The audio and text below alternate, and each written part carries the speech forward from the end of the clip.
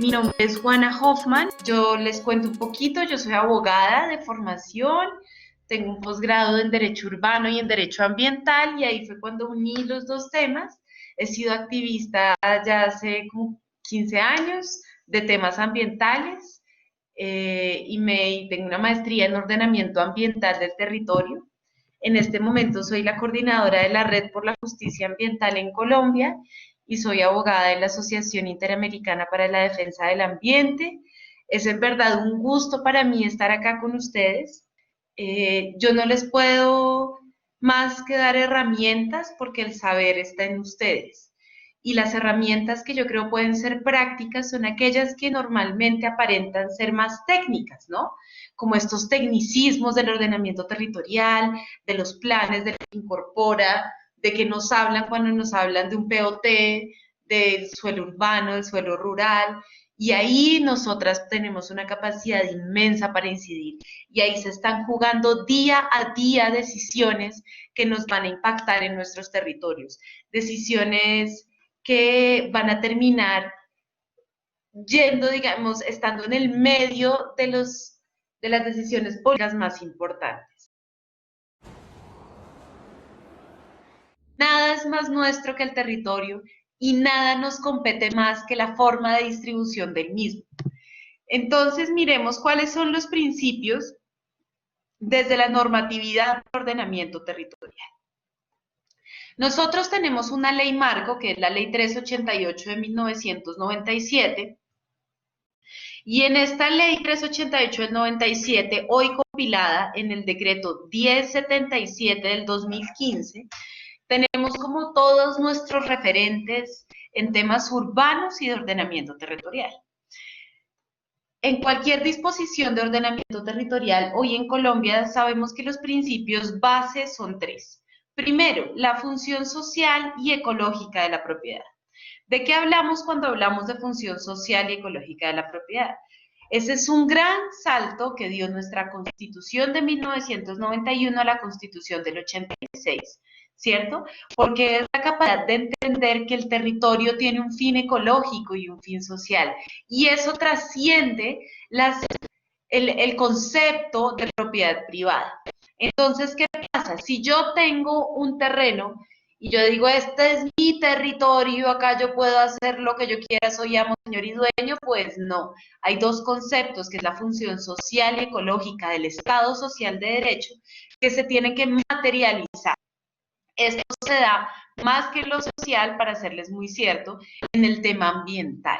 Cuando yo tengo activos ambientales en mi, digamos, en bienes que son de mi propiedad, yo tengo la obligación de cuidar, ¿no? Y entender que los bienes son de todo. Por eso cuando hablamos en temas ambientales de la función ecológica, pensémoslo en términos de bienes comunes, en que el agua no es mía porque pasa por mi territorio, ¿no? Evidentemente, y por eso yo tengo que pedir unos permisos de cooptación. O por eso yo no puedo simplemente hacer un lago gigante y tomarme toda el agüita que baja porque, ajá. Segundo, la prevalencia del interés general sobre el interés particular. Miren, no sé a ustedes, pero a mí es uno de los principios que más como incomodidad me causa, en tanto creo que el interés general normalmente es visto por la cantidad de personas, que es una concepción muy errónea de lo que es el interés general. Cuando yo les digo, vamos a pensar el interés general de esta clase, sobre cómo vamos a evaluar, pensando si nosotros fuéramos a evaluar. Y le pregunto a los 25 personas que están al lado mío, pero no están en la clase, pues claro, son más que ustedes porque están conectadas 15. Sin embargo, ¿cómo, con qué elementos estas personas me podrán dar algún aporte? Entonces acá, este es un ejemplo, yo sé que parece muy obvio, pero es ilustrativo en el sentido que el interés general se tiene que dar frente a las afectaciones directas que tenemos como personas. Entonces, interés general no significa que beneficie al mayor personas, sino que aquellas personas que están directamente afectadas tengan la capacidad de incidir sobre digamos, por encima de un solo particular. Pensémoslo entonces si esto tiene sentido, si hay un megaproyecto en la Sierra Nevada de Santa Marta, pues evidentemente tendrán que ser consultadas los 4 pueblos indígenas que cuidan el corazón del mundo y las personas que allí habitan, más allá de los intereses particulares que tenga una empresa en desarrollar su proyecto, ¿no? Y eso es muy importante, porque en términos de ordenamiento territorial, uno no ordena para que alguien se haga rico, ni ordena atendiendo el interés particular del alcalde o la alcaldesa, sino que el territorio se ordena, ya vamos a ver más adelante cuál es el concepto del ordenamiento territorial para crear territorios más justos. Y tercero, la distribución equitativa de las cargas y los beneficios.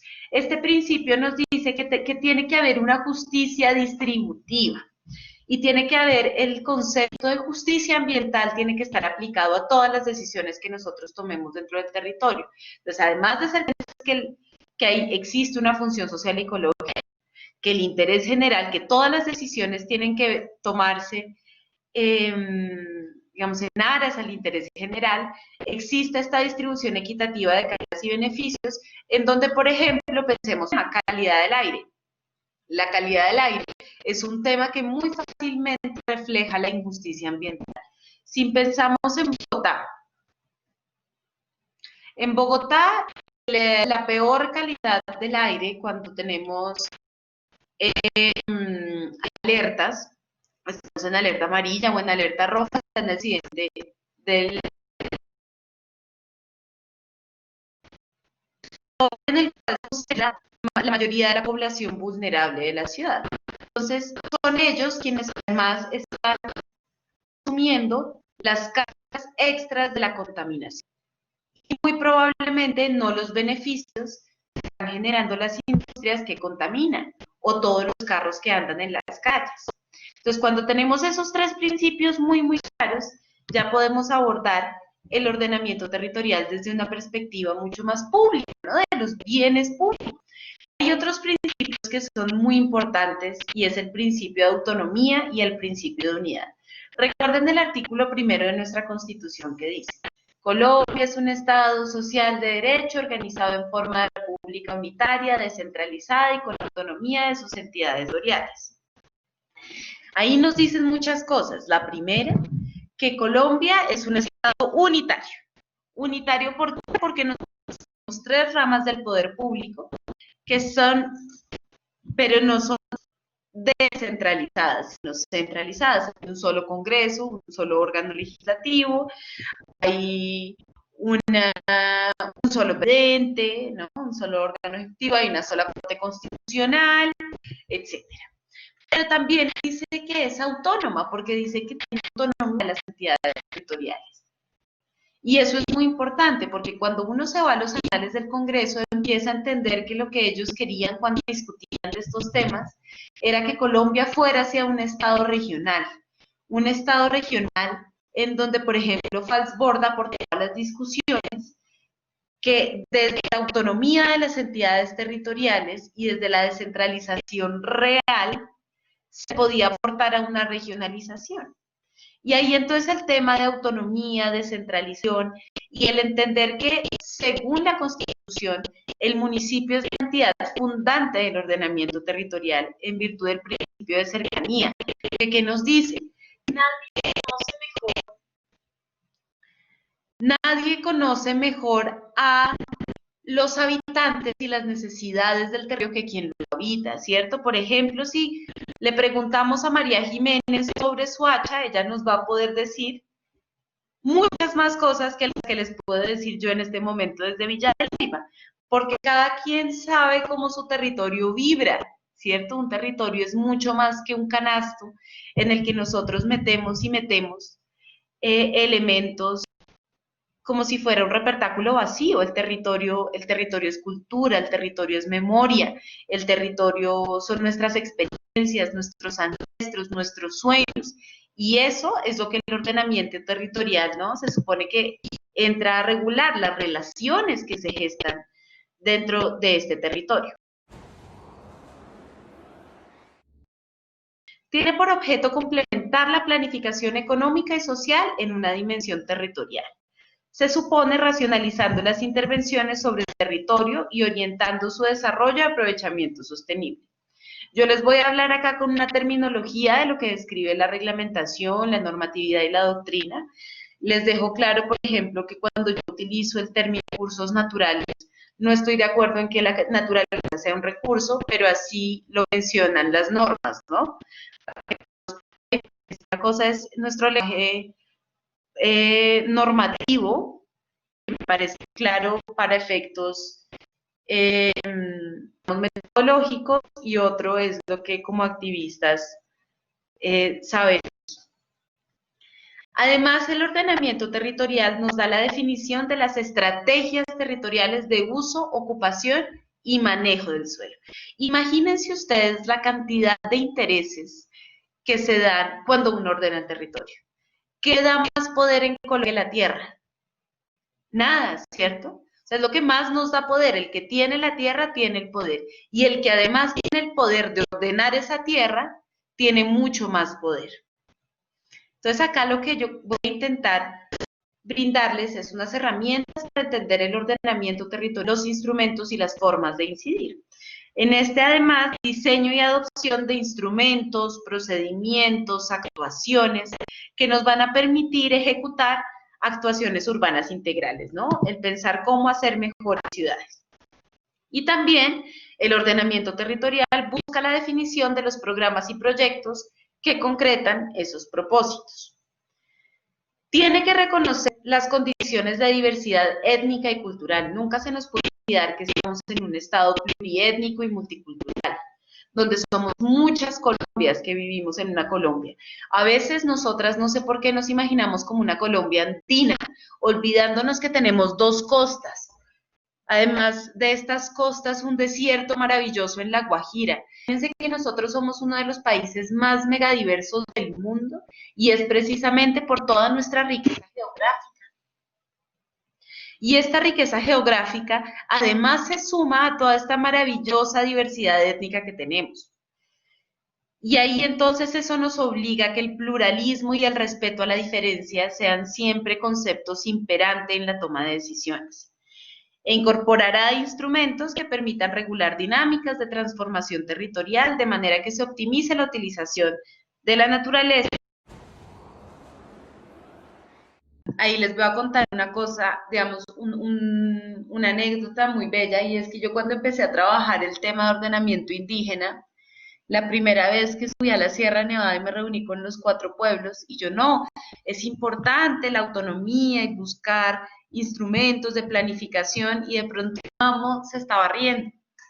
Y yo me acerqué al mamo y le dije, mamo, cuénteme usted de qué se ríe. Y me dice, doctor, es que usted cree que los humanos ordenamos el territorio, pero es que eso no es así, el territorio ya está ordenado. O es que uno dice dónde va el río, dónde va el árbol.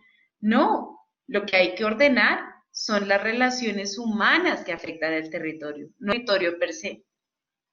Y se los juro que eso cambió como toda la manera de construir el ordenamiento territorial que yo tenía, porque fue entender que yo simplemente soy una invitada en este planeta Tierra, pero que el planeta ya está ordenado y lo que hay es que entender cómo está ordenado e intentar plasmar eso en armonía con las actividades humanas. Y entonces ahí es un cambio absoluto de una visión antropocéntrica a una visión biocéntrica. Y es entender el ordenamiento territorial desde la vida, no desde las necesidades humanas. Entonces, hay unas competencias en materia de ordenamiento territorial. El tema de las competencias es muy importante porque es donde se han dado las grandes disputas y donde se ha materializado el tema y los dos principios fuertes que se contraponen, el principio de unidad y el principio de autonomía. A la nación que le compete la política general de ordenamiento del territorio en asuntos de interés nacional. Entonces, la nación podría decir, en el municipio de Fusagasugá van a ampliar el suelo urbano. No, no lo podría decir, porque solo puede hablar, solo le compete políticas generales de ordenamiento. ¿En qué instrumento se materializa esta política general de ordenamiento? En los planes nacionales de desarrollo. ¿Y cuál es la entidad nacional, digamos, competente? Planeación nacional, ¿cierto? Y los altos ministerios. Entonces, ¿qué debe hacer la nación? ¿Cuáles son las competencias? Decir cuáles son las áreas de parques nacionales naturales y de las áreas protegidas, organizar los grados de infraestructura, localizar de formas generales el uso de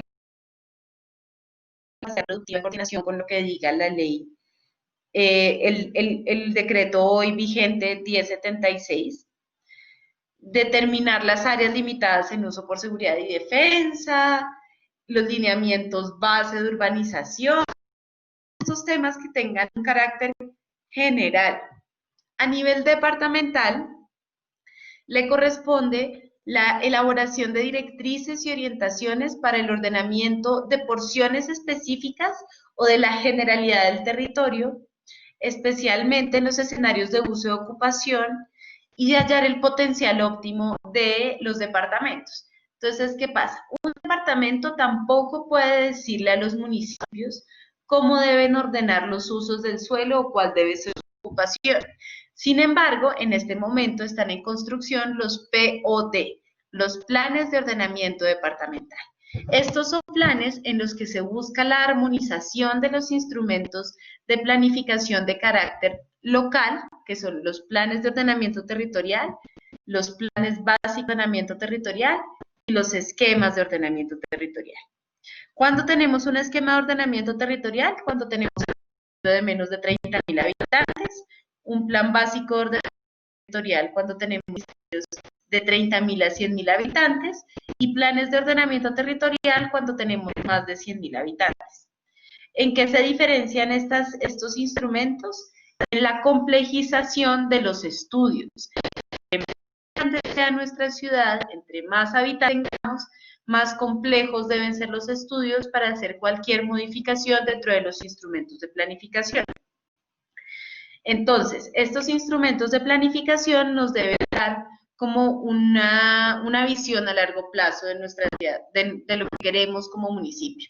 Entonces, yo soy del municipio, de uno de los municipios más bellos que tiene Colombia, eso sí, me jacto, que es Villa de Leyva. Entonces, yo digo, si en Villa de Eumelia, que no te quedó claro, ¿quieres hacer una pregunta?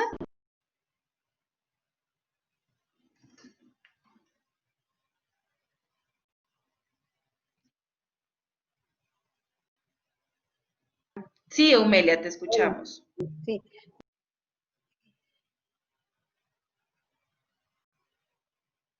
Eumelia, te escuchamos.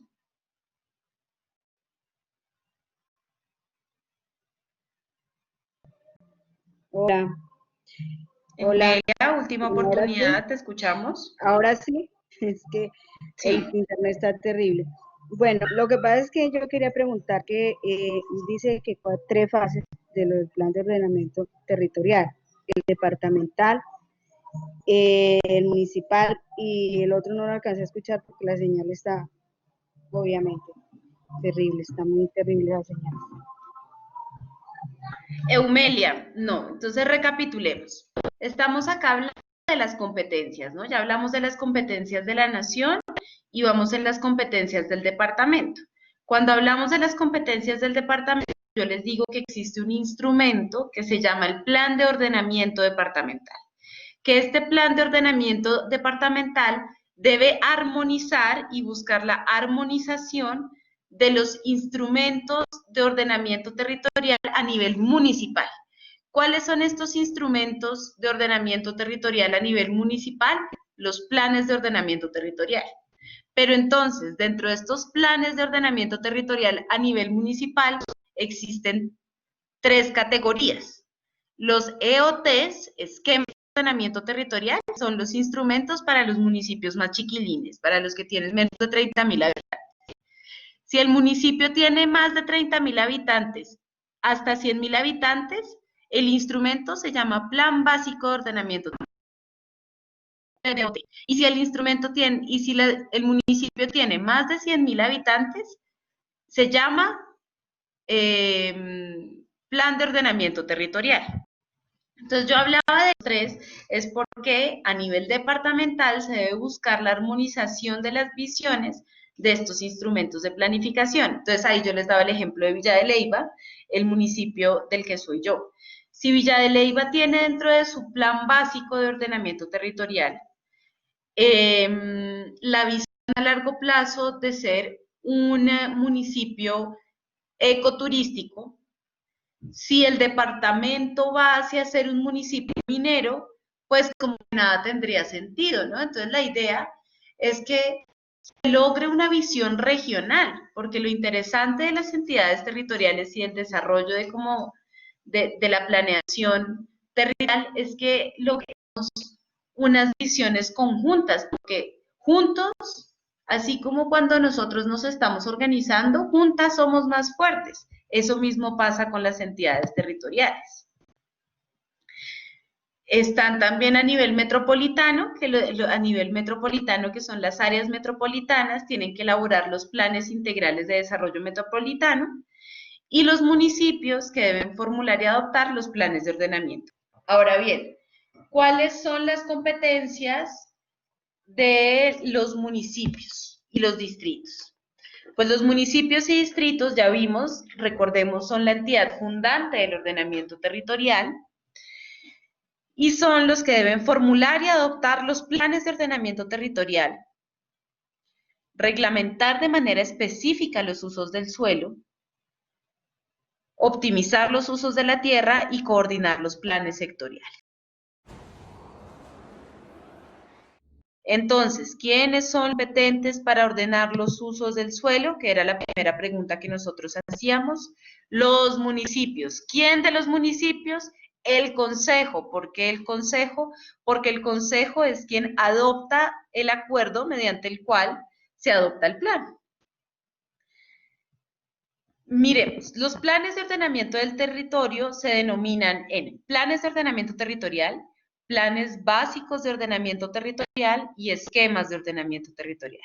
Los planes de ordenamiento territorial son elaborados para población de más de 100.000 habitantes, o sea, para municipios grandes, ciudades grandes. Los planes básicos de ordenamiento es para municipios que estén entre 30.000 y 100.000 habitantes.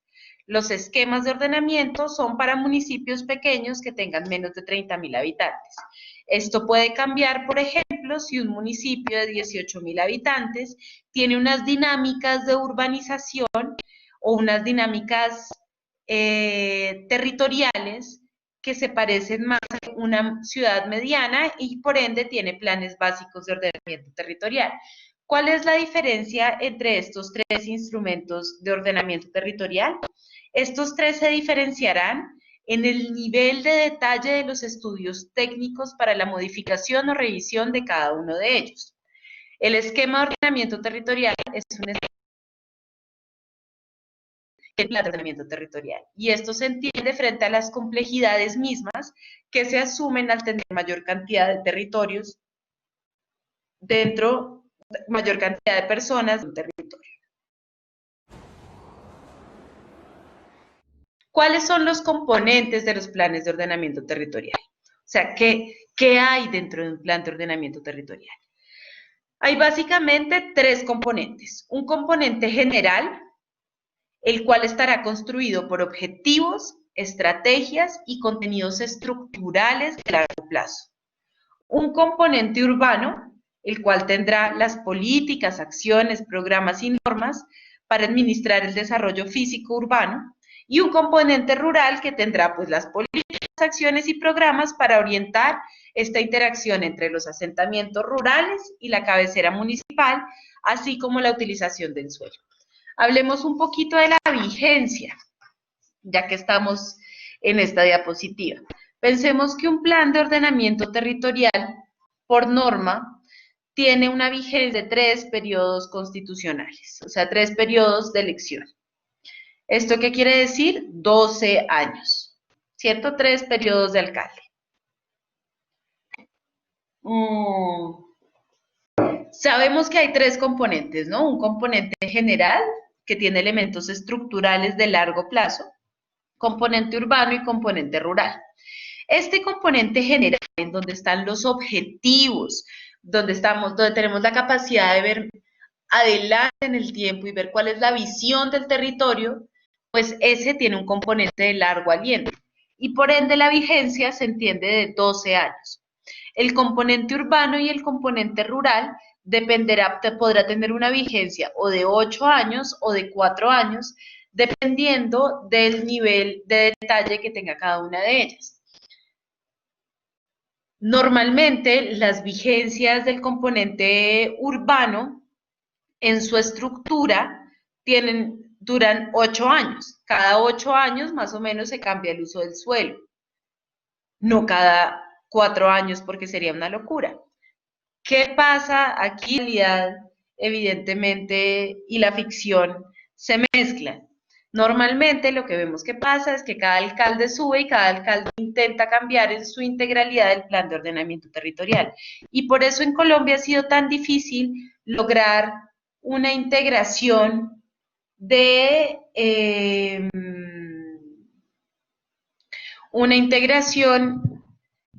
los planes, de los objetivos a largo plazo que tenemos dentro del ordenamiento territorial.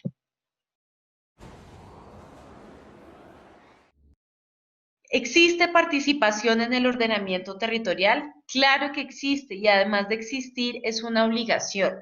En el artículo 4 de la ley 388 nos dice que en ejercicio de las diferentes actividades que conforman la acción urbanística, las administraciones municipales, distritales y metropolitanas deberán fomentar la concertación entre los intereses sociales, económicos, urbanísticos, mediante la participación de los pobladores y sus organizaciones. Esta es la única manera de asegurar que un instrumento de planificación está bien hecho, ¿cierto? Porque ¿qué pasa? ¿Qué pasa si un instrumento de planificación el alcalde se lo contrata a unos consultores que están en Bogotá, que no van nunca al territorio, que no tienen ni idea quiénes viven ahí, qué hacen en las tardes, dónde están los colegios, si hay niños o es un municipio de ancianos? Pues va a ser muy difícil que ese plan de ordenamiento territorial tenga coherencia con realmente las necesidades del territorio. Ahora bien, también nos dice que hay distintas maneras en las cuales puede ser desarrollada la participación ciudadana.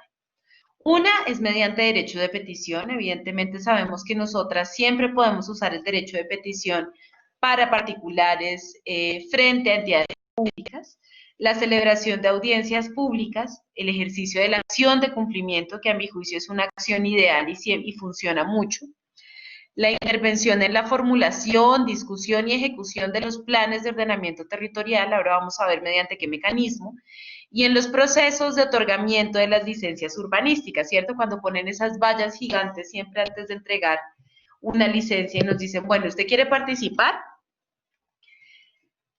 Pero entonces, ¿quién debe llamar a la participación? Ya sabemos que son las autoridades municipales.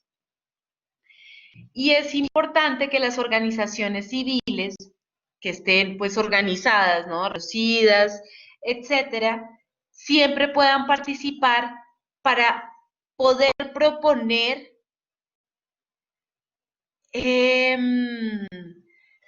digamos, instrumentos pequeños o acciones específicas que se puedan hacer en aras de mejorar el ámbito local y el ámbito vecinal. Eso lo podemos hacer y de hecho se debe hacer. Una vez surtido el proceso de adopción y revisión del plan, son estas organizaciones que deben mantener su participación muy activa para, primero, como sabemos, como les acabo de decir, proponer asignaciones específicas de uso y aprovechamiento del suelo en escala vecinal, ¿cierto? Si yo veo maneras en las que puedo hacer que mi barrio esté mejor, que mi vereda esté mejor, que mi corregimiento esté mejor, para formar planes parciales. Los planes parciales son instrumentos de planificación en una escala intraurbana, es decir, adentro de las ciudades. Estos deben estar siempre incorporados en el plan de ordenamiento territorial y son ejecutados por parte de la administración, con privados y con comunidades. digamos que es la forma de planear pequeños espacios de la ciudad. Pues, o sea, no son tan pequeños, ¿no? Piensen ustedes una manzana o 2 manzanas. Sería muy difícil hacer la adecuación de estas si compramos predio a predio, pero sin embargo, si hacemos como un englobe y hacemos un plan general para un mejoramiento de un barrio, pues eso será mucho más. Para ejercer acciones de veeduría ciudadana que garanticen también el cumplimiento e impidan las normas establecidas. La veeduría ciudadana es clave en los temas de ordenamiento territorial. Si no hay veedurías, imagínense todo el poder que tienen las entidades territoriales al llevar a cabo estos ejercicios. El alcalde es el responsable, a través de sus oficinas de planeación, de coordinar la formulación oportuna del proyecto del plan de ordenamiento territorial y someterlo a consideración de su Consejo de Gobierno antes de someterlo a consideración del Consejo Municipal. En todo caso, antes de la presentación del proyecto del plan de ordenamiento, tienen que surtir este instrumento los trámites de concertación interinstitucional, esto quiere decir con la autoridad ambiental competente, y de consulta ciudadana. ¿Esto cómo se hace? El proyecto de plan se debe someter a consideración de la Corporación Autónoma Regional o de la autoridad ambiental correspondiente para que lo apruebe en lo concerniente a los asuntos exclusivamente ambientales. ¿Cuánto tiempo tendrá esta entidad ambiental? Para revisarlo tendrá 30 días. Normalmente se demoran más. ¿Qué pasa si la entidad, si el municipio y la corporación autónoma no lo acuerdo frente a los temas ambientales del plan de ordenamiento territorial? Esto escala. ¿Qué quiere decir? Se va a la entidad de superior jerarquía de las corporaciones autorregionales, que es el Ministerio de Ambiente y Desarrollo Sostenible. Y será entonces el Ministerio de Ambiente y Desarrollo Sostenible la entidad que decidirá sobre, digamos, las disputas entre entidades territoriales y corporaciones autónomas. Durante este mismo término, es decir, 30 días, se discutirá la instancia de concertación con juntas metropolitanas, si estamos hablando de un gobierno metropolitano, o del Consejo Territorial de Planeación, el CTP. Ahora vamos a hablar del Consejo Territorial de Planeación, pero es, digamos, la instancia estrella para participar de manera activa dentro de la formulación, dentro de la construcción, diagnóstico, formulación, implementación y evaluación de los instrumentos de planificación. Entonces acá un tema importante, miren, porque dice que una vez revisado el proyecto por las respectivas autoridades, en los asuntos de su competencia se someterá a consideración del CTP, instancia que deberá rendir concepto y formular recomendaciones dentro de 30 días hábiles siguientes. En 30 días, se los digo, mujeres, uno no se alcanza a leer un plan de ordenamiento territorial. Por eso es necesario que el Consejo Territorial de Planeación participe de manera muy activa desde la formulación del plan de ordenamiento territorial.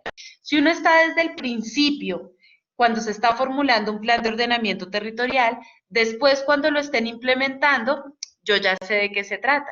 Y cuando me llegue a mí, estoy en el Consejo Territorial de Planeación, y me llega el documento que se le va a pasar después a los concejales, yo ya sé, ya voy a tener muy claras cuáles son las opiniones del gremio que represento, que pueden ser los ambientalistas, las feministas, los campesinos,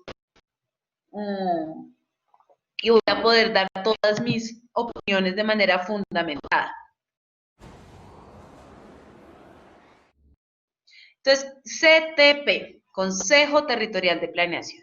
Esta es la instancia territorial de planeación. Es creado por disposición constitucional con el fin de garantizar el derecho fundamental a la participación ciudadana.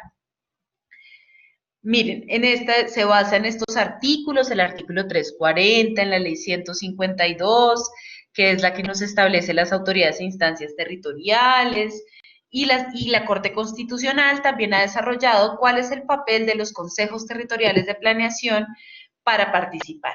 Yo acá les dejo este link es muy chévere, por favor vayan, que copienlo e intenten. Es una guía para la gestión pública territorial referente a la creación, conformación, dinamización del Consejo Territorial de Planeación. Es desarrollada por el DNP y en verdad es muy, muy interesante. El cambio climático no es ajeno al movimiento territorial, de hecho ha reconfigurado todas las formas de pensar se genera el mismo. Todas acá sabemos que los cambios son normales, ¿cierto? Y evidencia de esto es que básicamente la reconstrucción del origen de la Tierra nos ha contado que hay distintos periodos, glaciares, interglaciares, de ascensos y descensos del nivel del mar. Sin embargo, las evidencias de hoy nos demuestran que el cambio se está surgiendo muy acelerado.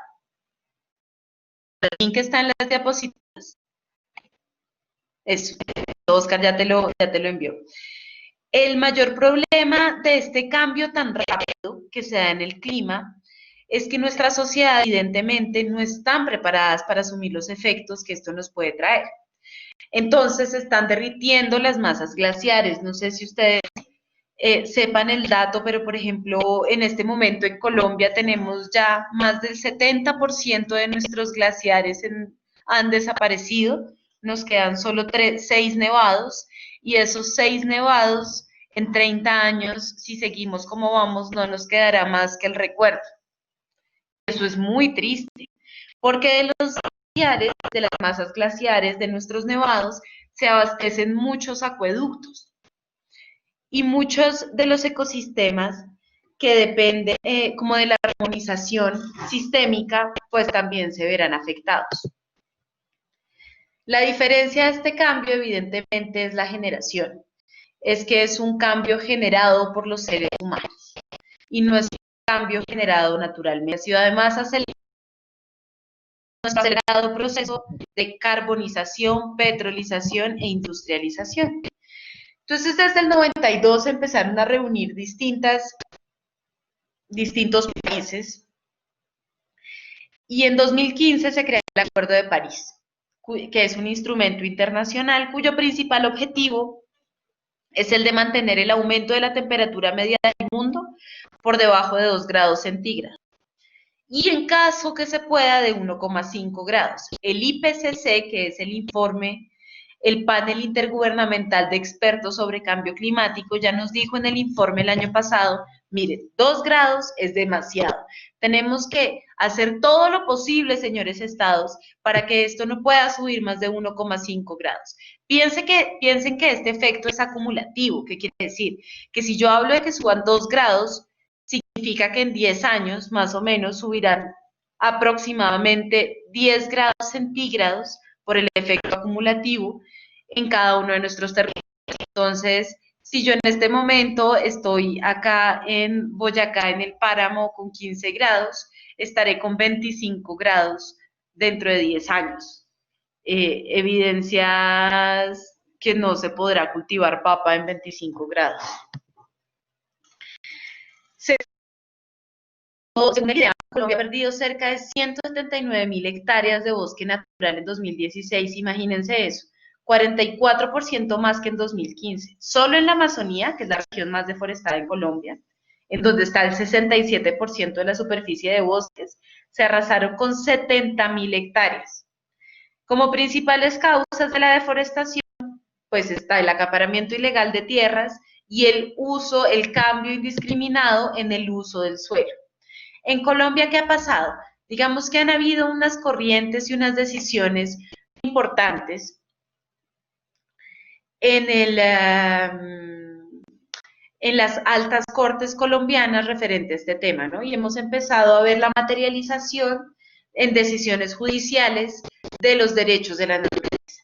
La primera decisión que se dio, digamos que dio la Corte Constitucional, fue la declaratoria del río Atrato como sujeto de derechos. Después declaró a la mía como sujeto de derechos. Después hubo 3 ríos en el Tolima que fueron declarados como sujeto de derechos. Después el río Cauca fue declarado como sujeto de derechos. Después, el páramo de Pisba fue declarada como sujeto de derechos, y ahí va, cada vez salen más sentencias. Esta mañana unas de sus compañeras me hacían una pregunta muy interesante, y es, pero ¿eso sí sirve? Y yo les respondía, nunca está de más reconocer a la naturaleza y reconocerle sus derechos. Sin embargo, ahí no se entiende nada la pelea, ¿cierto? Ese es un paso más. Y es más un paso como desde la doctrina, desde la concepción de los derechos, el alcance mismo de los derechos, que si no tiene en materia práctica decisiones concretas, realizables, materializables, pues no le ayuda de nada la protección al ambiente. Entonces, pues es necesario, pero esta sentencia de la Corte Suprema de Justicia es lo más interesante, es que le dice a las entidades territoriales, más allá de reconocer a la Amazonía como sujetos de derechos, le dice a las entidades territoriales, oigan, entidades territoriales, necesito que ustedes incorporen dentro de sus instrumentos de planificación un enfoque de mitigación a la crisis climática y cómo me van a frenar la deforestación. Es muy interesante porque nunca antes lo había dicho una sentencia. De hecho, imagínense ustedes la locura de que nosotros ya estamos inmersos en esta crisis climática hace muchos años y sin embargo dentro de los instrumentos de planificación el alcance climático y de la climática no era uno de los ejes principales. Estuve participando en el CETA del año pasado en 4 instrumentos de planificación, en la incorporación de componente climático y de deforestación, es muy interesante porque es parte de las visiones ancestrais indígenas. Y eso es de unas complejidades que presenta, digamos, grandes retos para la defensa de los territorios. Las consultas populares, que fueron, digamos que yo sé que muchas de ustedes vivieron acá con tanta frustración como yo la viví, cuando intentamos empezar a darle un stop, como una pausa a los macroproyectos mineroenergéticos utilizando las consultas populares.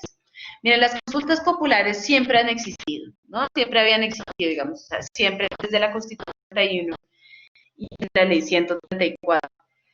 Pero entonces, de pronto, después de años y años de avance de la locomotora mineroenergética, sin haber escuchado las necesidades de las poblaciones, de las entidades territoriales, sus necesidades, pues la gente se empezó a preguntar, ¿qué hacemos? ¿Es necesario organizarnos? ¿Es necesario empezar a explorar herramientas con las cuales podamos decir no a la megaminería? Y entonces empezamos a intentar con las consultas populares, ¿no?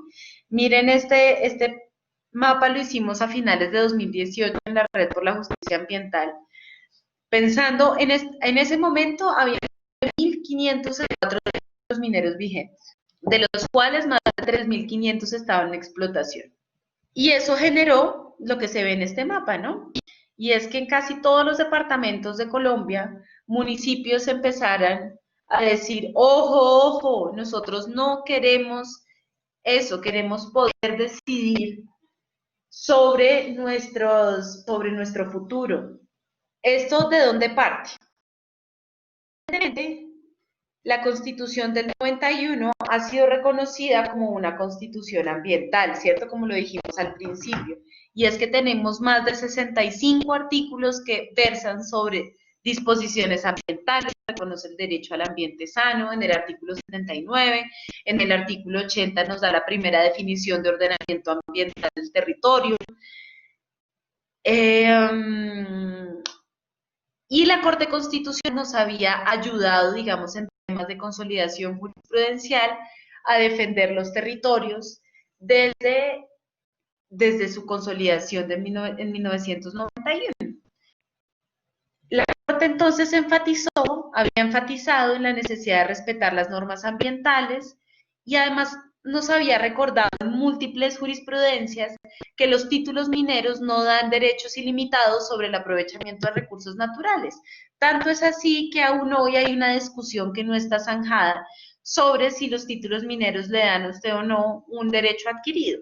Evidentemente yo que soy abogada de esta parte, pues digo no hay derechos adquiridos, usted como va a tener derecho adquirido sobre el suelo. Cambio, si por ejemplo usted tenía un derecho para explotar en un páramo y después se reconoce que en los páramos no se puede explotar, evidentemente su derecho es inexistente, porque hay una norma de superior jerarquía y hay unos valores de integridad común que superan el interés particular, ¿no? Aplicamos interés particular. De otra parte, pues estaba el artículo 33 de la ley 36, que es la ley de régimen que le da el reconocimiento a las autoridades sobre asuntos de vital importancia para el futuro de un municipio. Por ejemplo, sobre temas relacionados con el ordenamiento del territorio, el uso del suelo y otras actividades.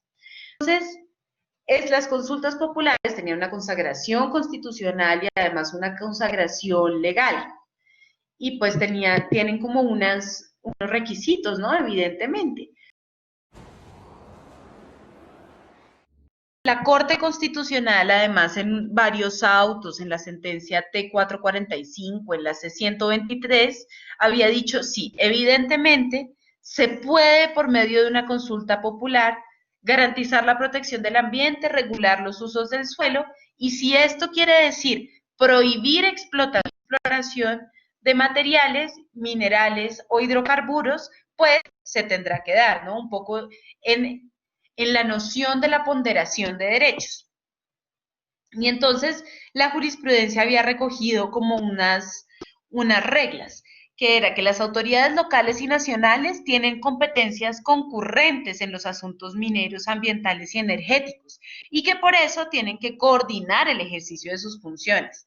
También decía que si no se logra esta concertación, la competencia de quiénes, de las autoridades municipales, porque acuérdense que al ser la autoridad más cercana a los ciudadanos, en virtud del principio de cercanía, pues es la entidad fundante del ordenamiento territorial.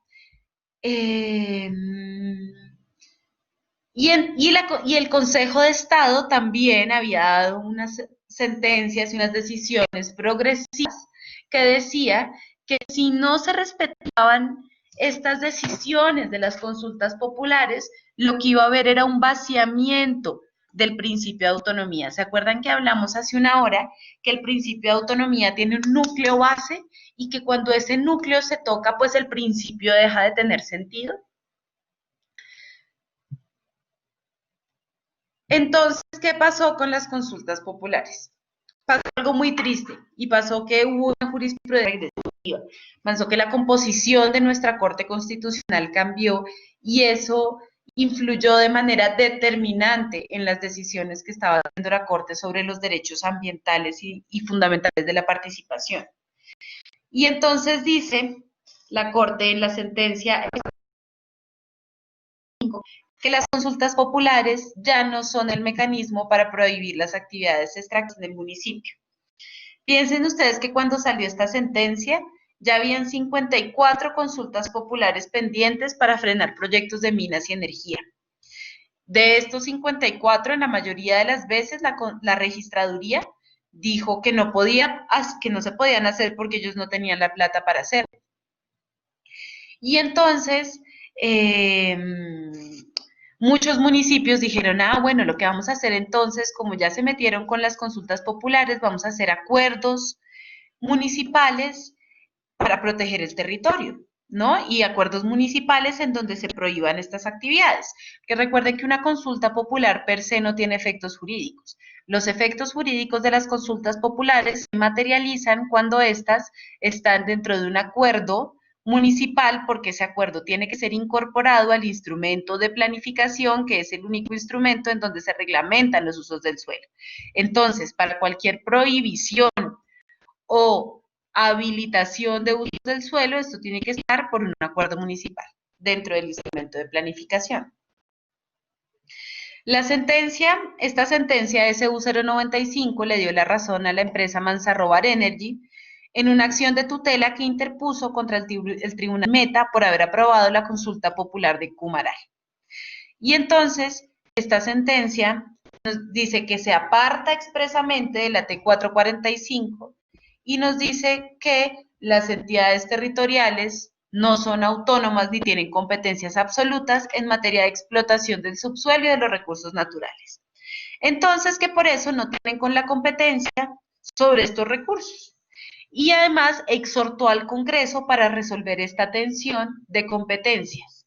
Les cuento que todas tenemos que estar muy pendientes de ese proyecto de ley que se radicó, fue un proyecto de ley que radicó ya Angélica Lozano, y en donde se va a redefinir cómo se va a subsanar como esta tensión que hay entre lo nacional y lo local.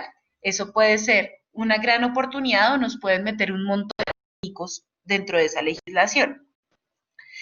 Y entonces, pues a partir de esta sentencia, pues evidentemente afectó todas las consultas populares que se venían para adelante, pero no tiene efectos retroactivos. Sin embargo, están siendo demandados todos los acuerdos municipales. Y un tema que a mí personalmente me tiene muy preocupada, porque es un caso que yo acompaño ya hace varios años, que es el caso de Cajamarca, contra los macroproyectos que quiere avanzar AngloGold Ashanti. Pues AngloGold ya demandó el acuerdo mediante el cual se adoptaba la prohibición que se dio por la consulta popular de Cajamarca. Y eso ha pasado también en Yopal, la consulta popular de Tauramena, también en la consulta popular de Tarso, que se había hecho, etcétera. Y otro tema muy importante también a tener en cuenta, digamos, dentro de este abanico de conceptos, pues es el tema de los ecosistemas de especial importancia ecológica, entre esos los páramos. Como todas sabemos, los páramos son unos ecosistemas únicos que solo se han encontrado en la zona andina, se han encontrado unos ecosistemas similares en Sudáfrica y en Australia, sin embargo no prestan los servicios ecosistémicos que prestan los páramos.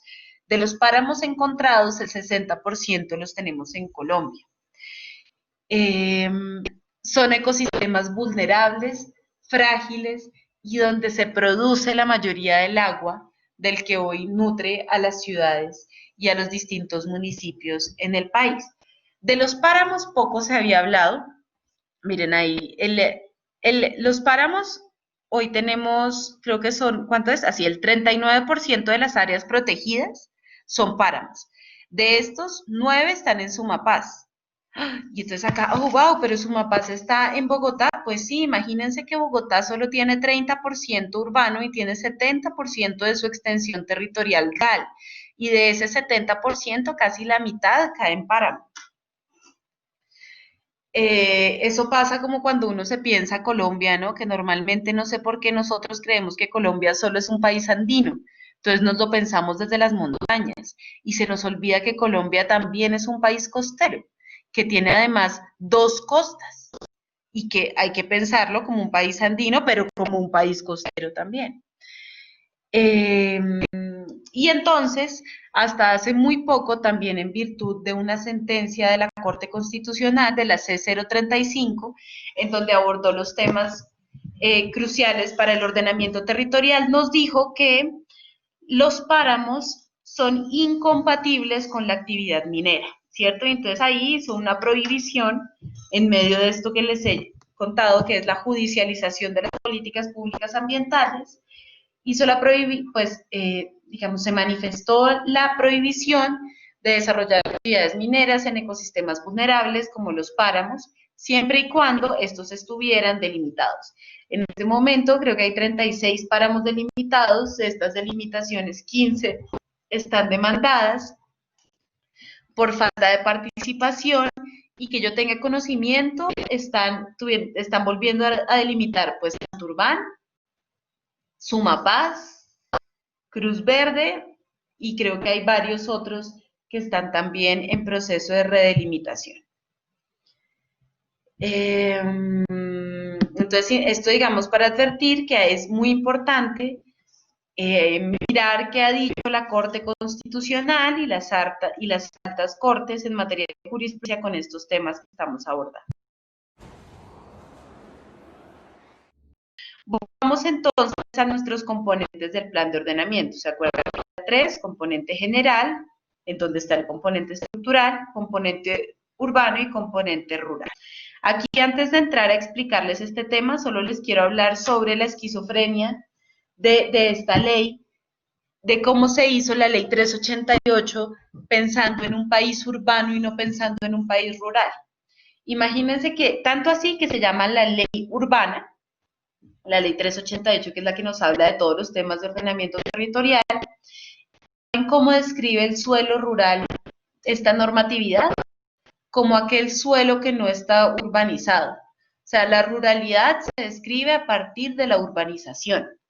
Entonces, eso para que lo tengamos claro cuando vayamos a consultar leyes, y esa normatividad, que si bien son muy útiles, hay que siempre usarlas de manera muy crítica, ¿no? Entendiendo cuál es el componente político que se mueve frente a estos temas.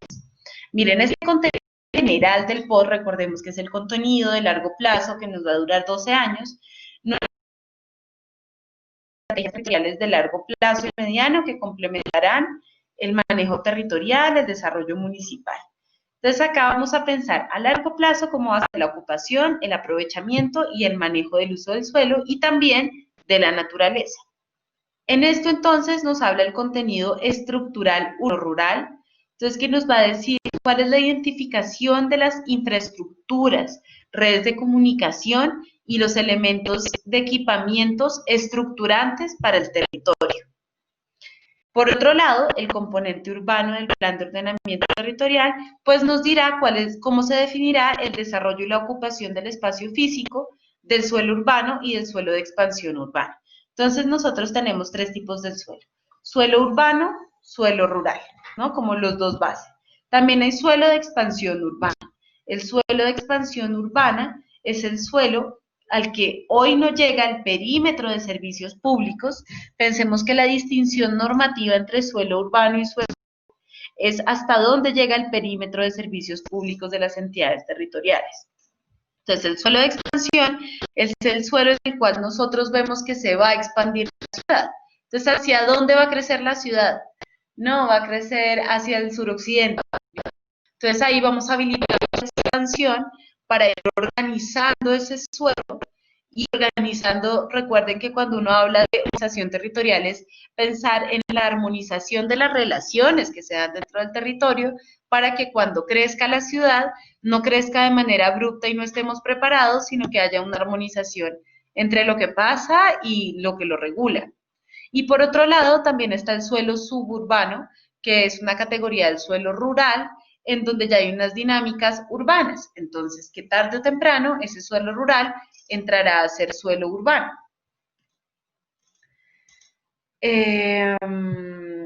Listo. Entonces, esto nos habla de la localización, determinación, todas estas, digamos, particularidades, se las dejo para su lectura. El componente rural, pues evidentemente, al igual que el componente urbano, garantiza la adecuada interacción entre los asentamientos rurales, la cabecera municipal, y piensen que en el suelo rural es donde pasan muchas cosas.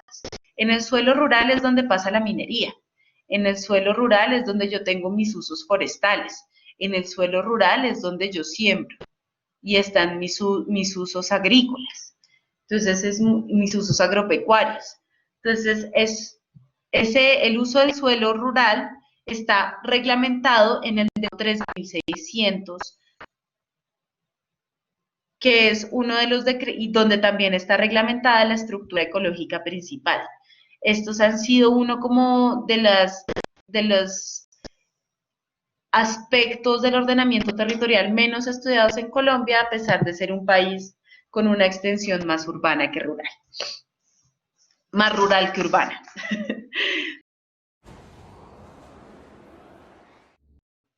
¿Qué significa? Cuando yo les hablo a ustedes de un instrumento de planificación, de un POT, ¿significa que yo voy a tener un gran documento, uno solo, y ese documento se llama POT?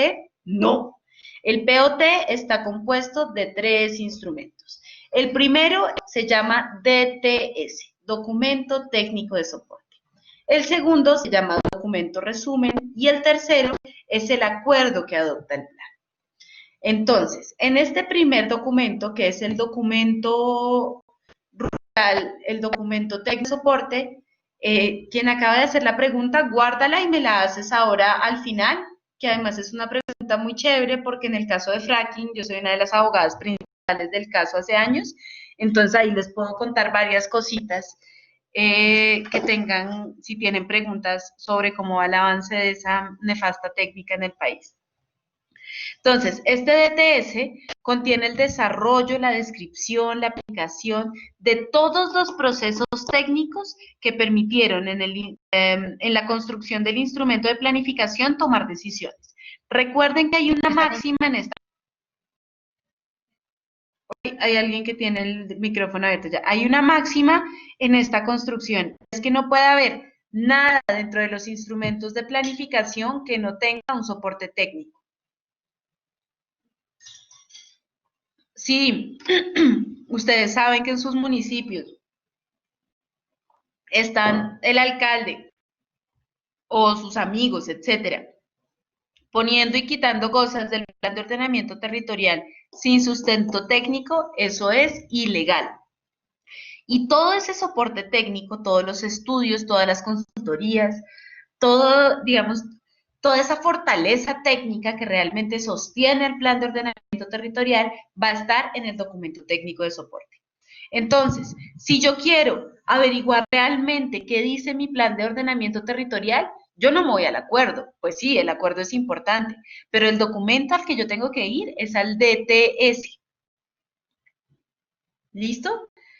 Además del DTS está el documento resumen. El documento resumen es el documento que se utiliza como divulgación y socialización para que la ciudadanía conozca la síntesis y las conclusiones del documento técnico de soporte.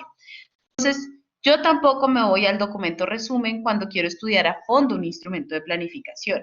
Ese documento resumen me sirve para hacerlo público a ciudadanos que no están participando de manera tan activa y protagónica dentro de la construcción del instrumento. Y el acuerdo que adopta el plan, que es normalmente lo que uno ve, ¿no? Cuando uno ve un POT y lo que ve es artículo primero, artículo segundo, artículo tercero, pues lo que está viendo es ese acuerdo que pasó por el Consejo Municipal que adopta el documento técnico de soporte. Entonces, este acuerdo adopta el plan y en su extensión el documento técnico de soporte y todos los planes. Y este acuerdo que adopta el plan, pues está compuesto normalmente de 7 partes, donde al principio están los objetivos generales, después los temas ambientales, después vienen los temas urbanos, luego los temas rurales, luego los temas de equipamientos, bueno. ¿Cómo se formula un plan de ordenamiento territorial? Miren, yo sé que esto es un montón de información, pero créanme que saber esto es más útil de lo que uno cree, así sea denso. O sea, después habrá tiempo para digerirlo, para volverlo a ver, para recapitularlo. Siempre tiene 5 etapas la formulación de un plan de ordenamiento territorial. Una etapa preliminar o una etapa de alistamiento. En esta etapa preliminar, pues es donde yo miro mi equipo, ¿no? Y miro qué tengo. Entonces, ¿cómo lo voy a hacer? Ya tengo plan de desarrollo, no tengo plan de desarrollo, cuál es la vocación del uso del suelo, es cuando yo me voy listando para todo lo que se viene. Y hago como un documento síntesis de una primera valoración que yo hago sobre cómo está mi territorio. Luego tenemos nuestra etapa diagnóstico. Nuestra etapa diagnóstico nos va a permitir consolidar esa imagen, como esa fotografía de cómo está el territorio, ¿cierto? Entonces, ahí haré un diagnóstico sobre cada uno de los sistemas, sobre el sistema económico, el sistema ambiental, el subsistema social, todos los subsistemas que componen el territorio, pues les haré esa foto. Los planos técnicos, cómo está en términos fiscales el territorio, etcétera, todo este diagnóstico. Entonces yo primero me alisto, después hago el diagnóstico. Cuando tengo el diagnóstico, ¿qué hago? Pues formulo. Y en la formulación se da todo este proceso de toma de decisiones en las cuales se van a traducir los tres componentes que ya sabemos, ¿no? El componente general y estructural, el componente urbano y el componente rural. Luego que yo formulo qué es lo siguiente que tengo que hacer con mi instrumento de planificación, pues implementarlo, ¿no? Donde yo implemento las acciones para hacer realidad los propósitos de mi plan de ordenamiento, la capacidad institucional, el desarrollo técnico, etcétera. Y una vez implemento, pues, ¿qué tengo que hacer? Evaluar y hacer seguimiento a mis acciones de implementación. La participación, ¿en qué etapas debe estar? La participación debe estar en las 5 etapas. Recuerden, alistamiento, diagnóstico, formulación, implementación y seguimiento y evaluación. ¿Cómo es el tema de revisión de estos instrumentos de planificación? Pues los consejos municipales, ¿por iniciativa de quién? Del alcalde. Y siempre, al comienzo del periodo constitucional, pueden revisar y ajustar los contenidos de largo, mediano y corto plazo, siempre y cuando haya vencido el término de vigencia de cada uno. Recuerden que los términos de vigencia son 4, 8 y 12 años, dependiendo de si el contenido es de corto, mediano o largo plazo. Ojo, simplemente son ahí como temas que son importantes. El alcalde municipal puede iniciar en cualquier momento el proceso de revisión por razones excepcionales de interés público, es decir, cuando hay declaratoria de desastre o calamidad pública o cuando tenemos unas amenazas y riesgos o vulnerabilidades que nos ameritan esto. Entonces, miren este modelo del plan de ordenamiento territorial. Miren a su lado izquierdo participación ciudadana. ¿Se dan cuenta que el tema de participación tiene que estar desde el inicio y no solo al final? Entonces acá tenemos una iniciativa, miramos nuestro marco jurídico, pensamos cuáles van a ser nuestras estrategias. Y eso es la etapa de alistamiento. Y entonces empezamos con nuestra etapa de diagnóstico. Hacemos el análisis de nuestros subsistemas, ¿ven? Luego hacemos la síntesis y acá empezamos con nuestra formulación. Miramos cuál es una evaluación integral del territorio, cuáles son las potencialidades y hacemos una planificación prospectiva que es una planificación por escenarios. Entonces miramos qué tenemos que hacer para llegar al escenario que mejor queremos para nuestro territorio. Y luego empezamos a implementar eso que nosotros formulamos. ¿Cuándo se puede dar entonces revisión y ajuste por vencimiento de vigencia? Piensen que cuando uno habla, la revisión del instrumento de planificación es porque se está revisando en su integralidad, o sea, estamos haciendo un proceso nuevamente muy serio de elaboración de plan de ordenamiento. Esto se da cuando hay vencimiento de los componentes.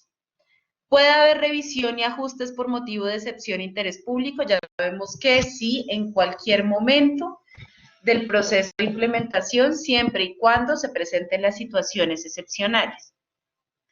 ¿Pueden haber modificaciones excepcionales al plan de ordenamiento? Claro, porque esas modificaciones se pueden emprender en cualquier momento. Una cosa es modificar, otra cosa es revisar. Cuando yo hago modificaciones al plan de ordenamiento, es que estoy cambiando como componentes que me van a permitir cumplir con los objetivos del plan de desarrollo. Por ejemplo, si yo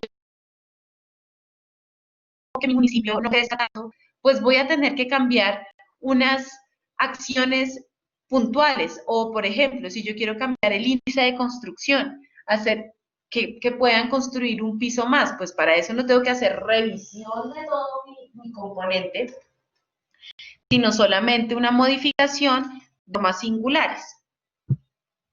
Acá les dejo la modificación de cada uno.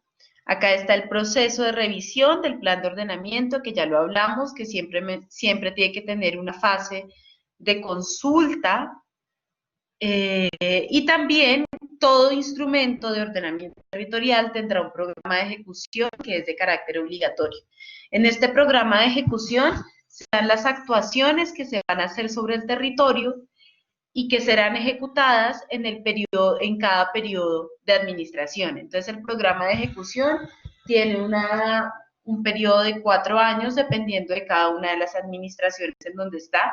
Ese programa de ejecución es donde se piensa el POAI, o sea, es en donde se piensa cuál va a ser la ejecución financiera para llevar a cabo todas las acciones que nosotros queremos que están dentro de nuestros instrumentos de planificación. Este instrumento de planificación siempre tiene que estar en armonía con el plan de desarrollo. Pensemos que el plan de ordenamiento define a largo y mediano plazo el modelo de ocupación y por eso la definición de los programas y proyectos de los planes de desarrollo tienen que tener en cuenta esas definiciones a largo y mediano plazo de la ocupación del territorio.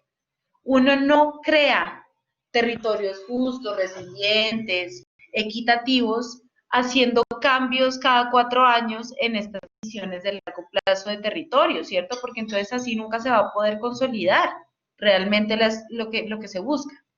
Y esta armonización entre el plan de desarrollo y los instrumentos de planificación se da normalmente mediante una matriz así de armonización, en donde uno pone los planes y proyectos del plan de desarrollo versus los planes y proyectos de los instrumentos.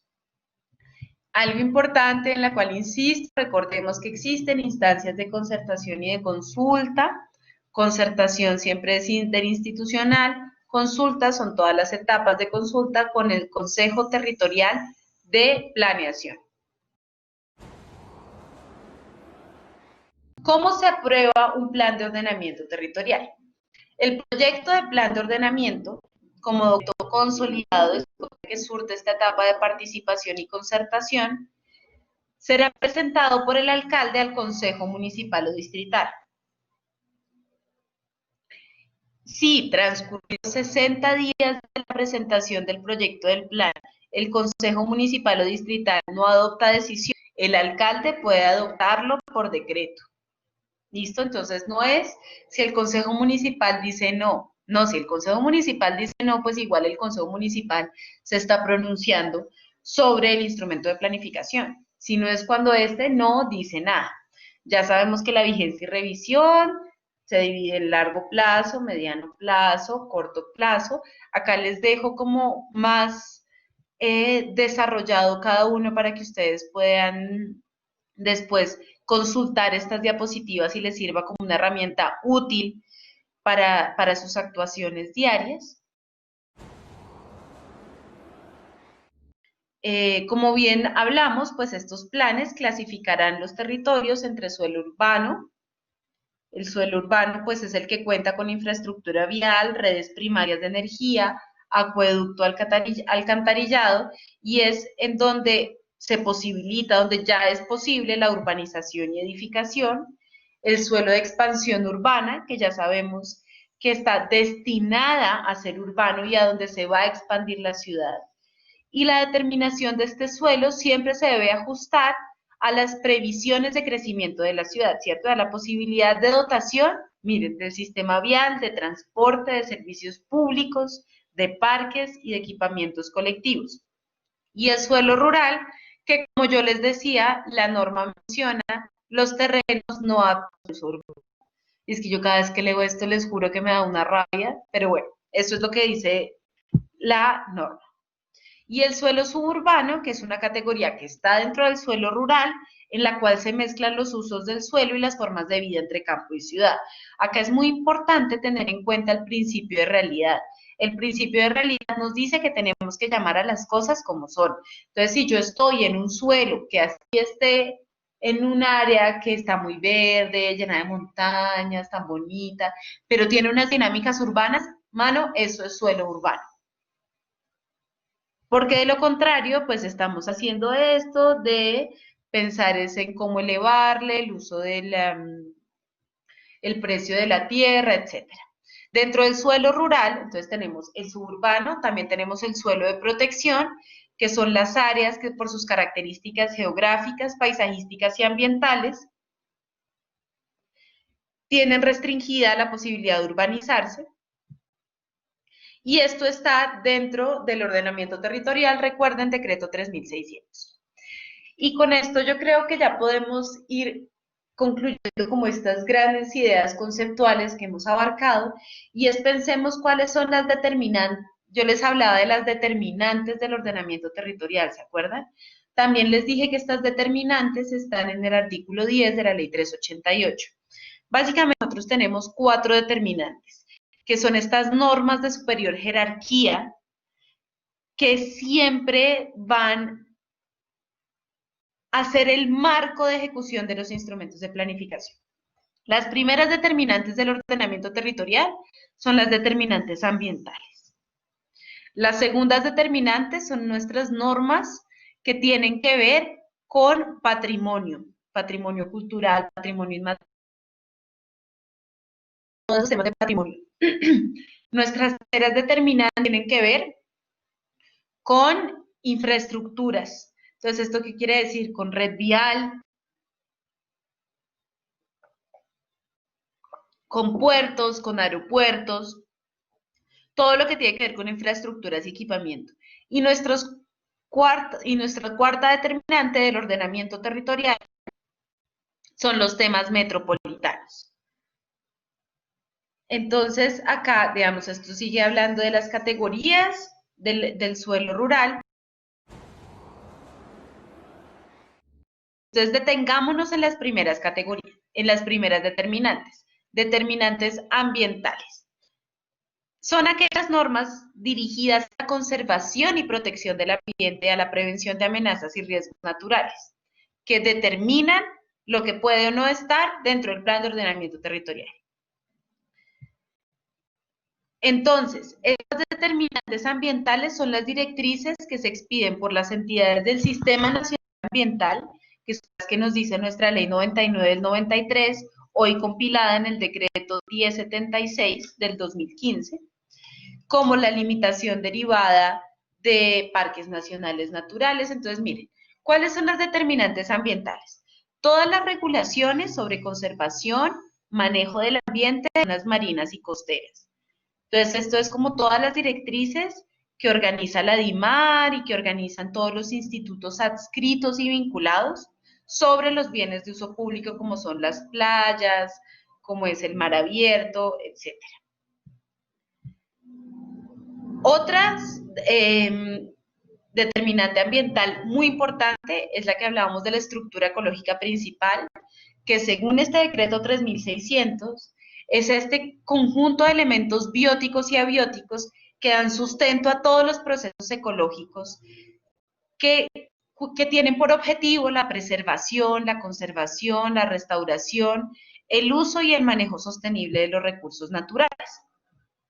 También todas las disposiciones producidas por las corporaciones autónomas regionales en cuanto a la declaración y sustracción de áreas protegidas, en cuanto a la conservación de las áreas de especial importancia ecosistémica, como ya hablamos, ahí están los humedales, ahí también están los páramos, el manejo de las cuencas hidrográficas. Esto es muy importante porque acá surge otro instrumento de planificación en materia ambiental, que son los POMCA, los planes de ordenamiento y manejo de cuencas hidrográficas, que planean el uso y manejo sostenible de manera, digamos, en lo que tiene que ver con las cuencas. Entonces, el POMCA da el marco para planificar el uso sostenible de la cuenca y la ejecución de programas y proyectos específicos dirigidos a conservar, preservar, proteger o prevenir el deterioro y restaurar la cuenca hidrográfica. Entonces, eso nos va a ayudar mucho. Ese es un instrumento súper poderoso, los POMCA, para delimitar las actividades extractivas. No se pueden prohibir dentro de estos instrumentos de planificación, sin embargo, sí se puede llegar a tal grado de actividades para la preservación de la cuenca, que actividades como la minería entran a ser simplemente incompatibles con esta preservación.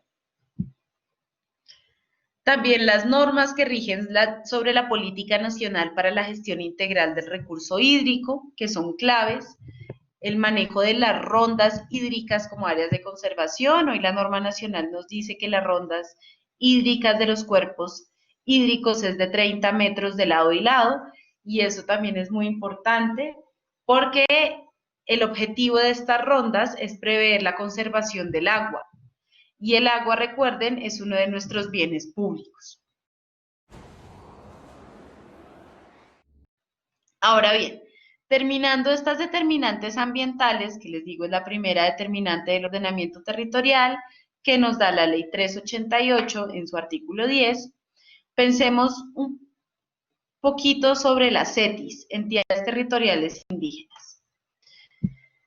Las entidades territoriales indígenas, según la Constitución de 1991, están dentro de la concepción de la organización territorial en conjunto con los departamentos, los distritos y los municipios. Y se supone que también tienen esta autonomía reconocida a las entidades territoriales. El artículo 329 de la Constitución nos dice que la reglamentación de estas entidades territoriales indígenas será reglamentada por la Ley Orgánica de Ordenamiento Territorial. Como bien les conté, en 2011, desde 2011 nosotros tenemos la 1437, que es nuestra LOT, pero que, oh sorpresa, no dijo nada sobre las entidades territoriales indígenas. Hoy las entidades territoriales indígenas no están reglamentadas. Sin embargo, aquí surge un tema muy importante y es la consulta previa para los instrumentos de planificación.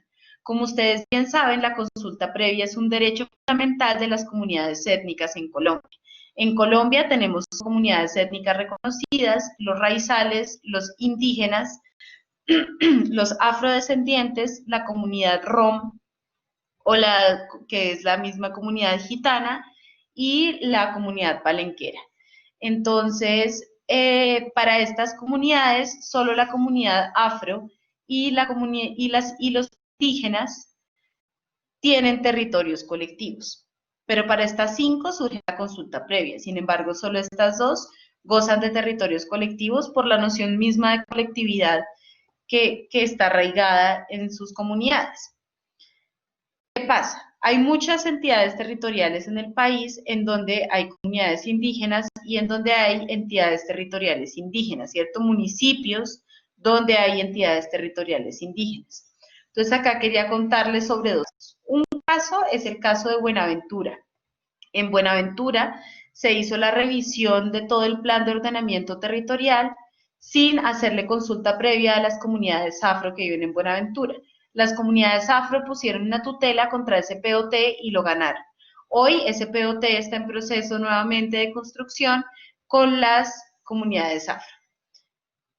Evidentemente, cuando un instrumento de planificación va a tener como resultado unas acciones que van a perjudicar, acuérdense que la consulta previa puede ser cuando haya acciones positivas o acciones negativas. Entonces, la consulta previa no solo se hace cuando yo voy a tener un impacto negativo, sino también cuando tengo un impacto positivo sobre las comunidades, pues tengo que involucrarlas.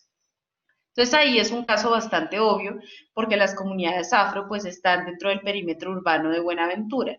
Pero tengo otro caso que es muy interesante y es el caso de la línea negra. La línea negra es el macro territorio de los 4 pueblos indígenas de la sierra, del pueblo Wiwa, pueblo Kogi, pueblo Cancuamo y el pueblo Aruaco. Estos pueblos que milenariamente han habitado el macro territorio de la línea negra, pues están en 3 departamentos y más de 24 municipios. Entonces ahí es cuando uno ve la materialización de estos como conflictos de competencia, ¿cierto?, entre lo que pueden hacer las entidades territoriales, la autonomía de las entidades territoriales indígenas y de algunos macroproyectos que quieren impulsar el gobierno nacional.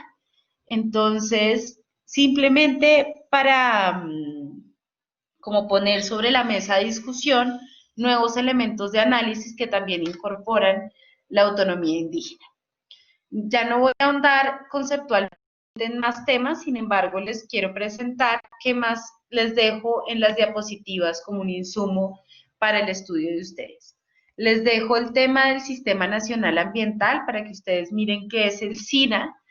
Simplemente les menciono es esta orientaciones, normas, programas que permiten la puesta en marcha de los principios generales ambientales.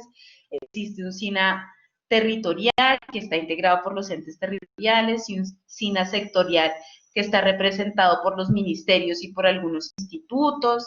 Esto está descrito en la Ley 99, y dentro del SINA se crea el Sistema Nacional de Áreas Protegidas, que es el SINAP, que está compuesto como por este conjunto de áreas protegidas, de actores, estrategias e instrumentos que se articulan para contribuir con los objetivos de conservación del país. Los objetivos nacionales de conservación, ahí se los dejo descritos, cuáles son, pero pues es conservar todo nuestro patrimonio natural, los elementos, las áreas, entonces, ¿qué es un parque natural regional? El distrito de manejo integrado, las áreas protegidas. Miren, quería mostrarles este mapa de los parques nacionales naturales en Colombia. Este es un mapa muy diciente porque uno ve este mapa y dice, ¡ij! En verdad somos un país megadiverso, ¿no? No un país megaminero.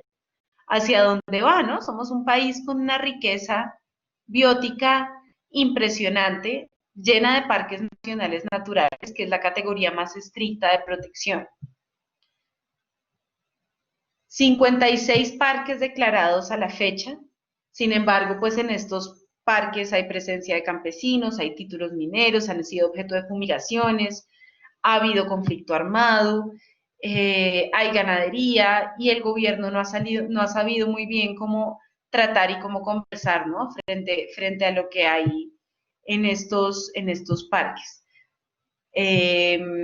Acá les hablaba, les doy una información sobre las áreas estratégicas mineras, sobre los conflictos, y acá les quería presentar simplemente este mapa que a mí personalmente me toca mucho, y es una de las razones por las que estoy en el activismo ambiental desde hace más de 15 años, y es este mapa.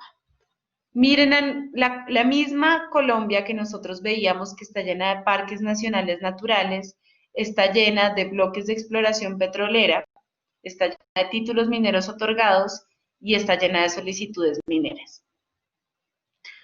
Somos un país que muchos han llamado tiene la maldición de los recursos naturales, que es cuando países muy diversos como el nuestro tienen la maldición de tener también todos los recursos, tienen petróleo, tenemos el mejor carbón térmico que hay. Entonces, por eso tenemos pues la cuarta mina más grande de carbón del planeta Tierra. Somos los cuartos principales productores de carbón hoy. Tenemos también oro, tenemos litio, tenemos potencialidades de energías renovables, tenemos potencialidades de energía hídrica, ¿no? Hidráulica, que es el 70% de nuestra matriz energética. Pero pues, ¿y cuáles son nuestras prioridades, no? Muchos de estos títulos están yuxtapuestos con territorios étnicos, están yuxtapuestos con territorios afro. Y acá les dejo este link, que es una de mis páginas favoritas, que es la página de geoactivismo.org, donde ustedes pueden entrar y pueden consultar en tiempo real mapas sobre la realidad minera y extractivista en general, también de energía, hoy en Colombia. Es muy chévere porque da toda la radiografía del extractivismo, y creo que es un insumo muy chévere para replicar conocimiento en nuestros territorios. Entonces, y acá les dejo otra cartilla sobre zonas de reserva campesina y sobre nuevos instrumentos de planificación que se han desarrollado desde la firma del Acuerdo de Paz. Después de la firma del Acuerdo de Paz, en el capítulo 3 del acuerdo hay más de 10 instrumentos nuevos de planificación que es importante como que nosotras tengamos dentro de nuestro panorama, ¿no? Muchos están ya incorporándose dentro de los POTs, otros seguramente nunca se van a realizar, pero es importante que sepamos que existen, para qué sirven, cómo los podemos utilizar y cómo se puede fortalecer la defensa territorial.